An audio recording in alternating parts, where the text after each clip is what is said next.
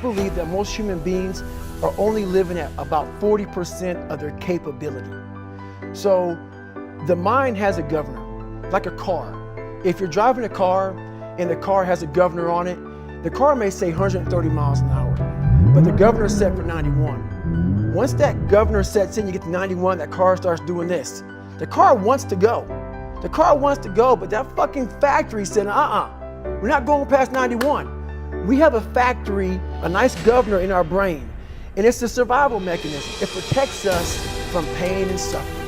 The second we feel that shit, our mind says, no, this isn't fun. We should back off. We should sit down, find something more comfortable. And there's something about the mind. The mind has the tactical advantage over you at all times. At all times of your life, the mind has a tactical advantage over you. Why is that? It knows what you're afraid of. It knows your insecurities. It knows your deep, dark lies.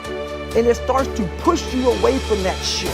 It pushes you in a direction that is comfortable. The mind controls everything.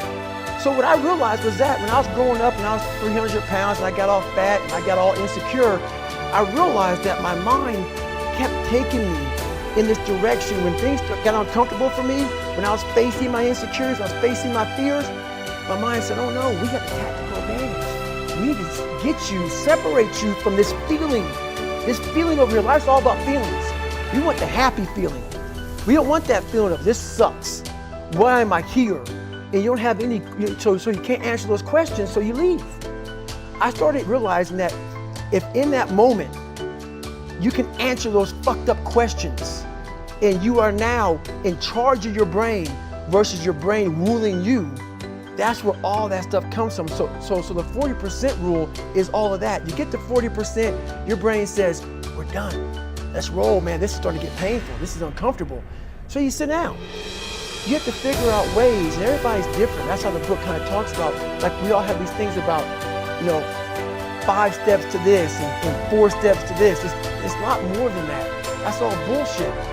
It's a practice that you have to, it's a habit. So if you know that at 40% I'm feeling pain. At 40% I'm feeling pain. That's where the 40% rule kicks in. Now it starts. Okay, I'm feeling pain. My mind's saying all this shit to me. It's saying get out of here, run, flee. The fight or flight kicks in. Okay, we're done. We're not good enough.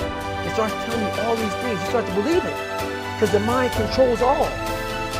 This is the time where you have to gain control back of your mind. It's okay. Let me see if I can go 45%.